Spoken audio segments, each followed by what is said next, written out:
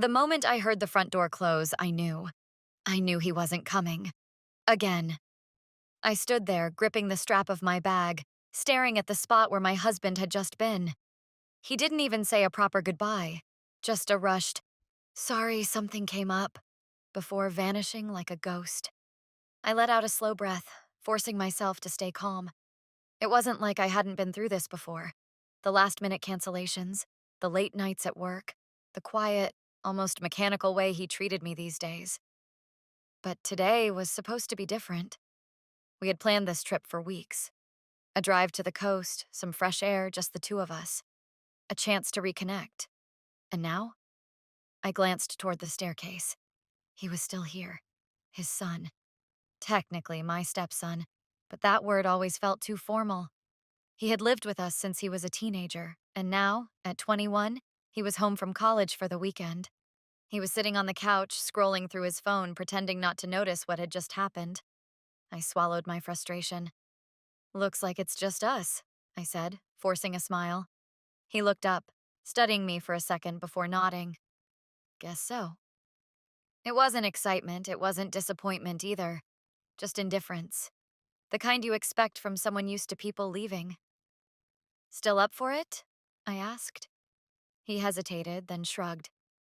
"Sure." I don't know why that response bothered me so much. Maybe because I was tired of people treating me like an afterthought.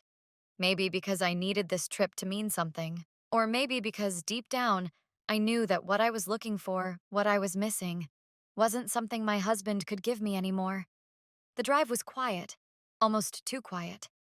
I kept my hands steady on the wheel, my eyes locked on the road, but my mind was everywhere else.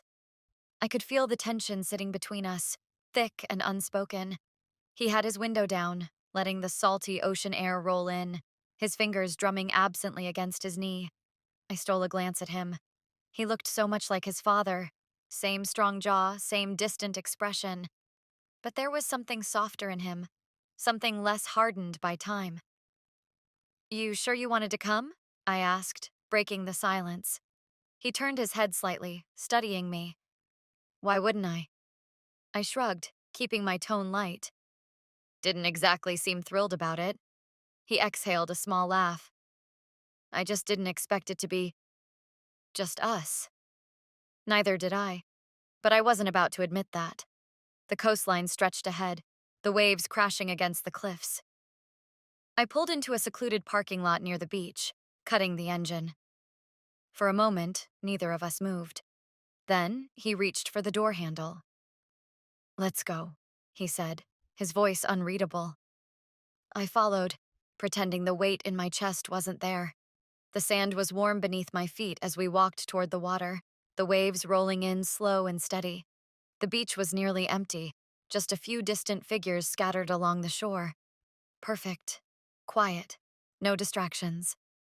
I laid out my towel, stretching my arms as the sun pressed against my skin. For the first time in weeks, I felt the tension ease. He dropped his bag beside mine, shaking his head. "Didn't think you were the type to just sit still." I smirked, lying back. "Maybe you don't know me that well." He didn't answer, just sat beside me, his elbows resting on his knees, staring out at the ocean.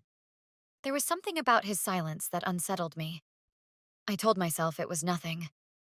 After a while, I reached for the sunscreen. "Can you help?" I asked, tilting my head slightly. "Hard to reach my back."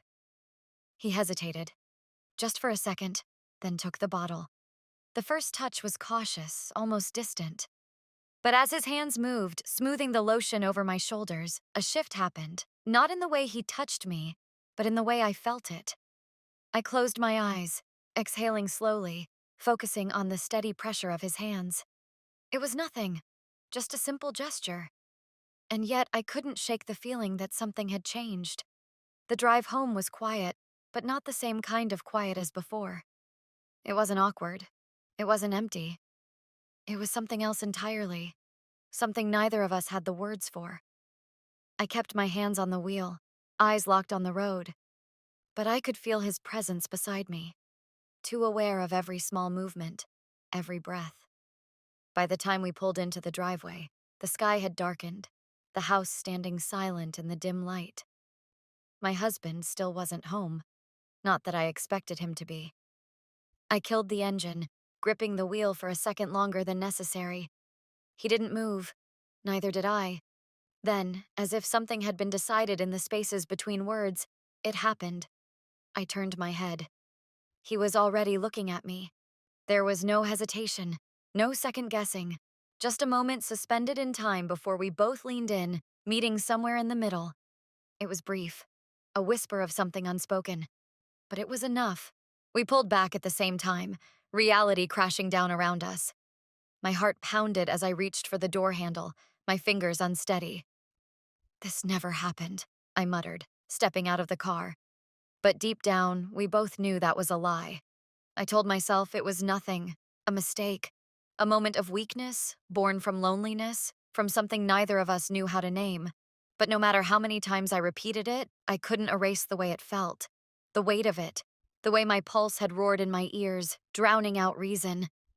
The next morning, I moved through the house like a ghost, pretending everything was fine. My husband was already gone, no note, no message. Just an empty coffee cup in the sink and the usual silence hanging in the air. I found him in the kitchen, leaning against the counter, arms crossed. The moment our eyes met, I knew. He wasn't going to pretend like I was. "What happens now?" His voice was low, careful. I forced a laugh, reaching for my coffee. "Nothing. It didn't mean anything." A pause. Then, "Didn't it?" I swallowed hard, gripping the mug a little too tightly. "We forget it." He didn't argue, but he didn't agree either. The way he looked at me said everything. Days passed, but the weight of it never left. We danced around each other, pretending, avoiding. But pretending doesn't erase things. It only builds pressure. And pressure always finds a way to break. It happened one evening late when the house was quiet and I was sitting alone on the couch. He walked in, hesitated. "I'm leaving," he said. I blinked. "What?" "Moving out." It shouldn't have surprised me. He was too old to still be living here. But it wasn't the words that shook me. It was the way he said them. Final. Like he wasn't just leaving the house. He was leaving this, whatever this was. I nodded, pretending it didn't sting. "That's probably for the best." He let out a breath, rubbing his jaw. "Yeah." I forced a smile. "Good luck out there." He studied me for a long moment, as if waiting for me to say something else. To stop him. I didn't. And just like that, he was gone. The house felt different without him. Bigger, emptier. My husband barely noticed, too consumed by work, by everything except the life inside these walls. I waited for the guilt to set in, for regret to sink its claws into me. But all I felt was relief. Not because he left, but because it meant I didn't have to.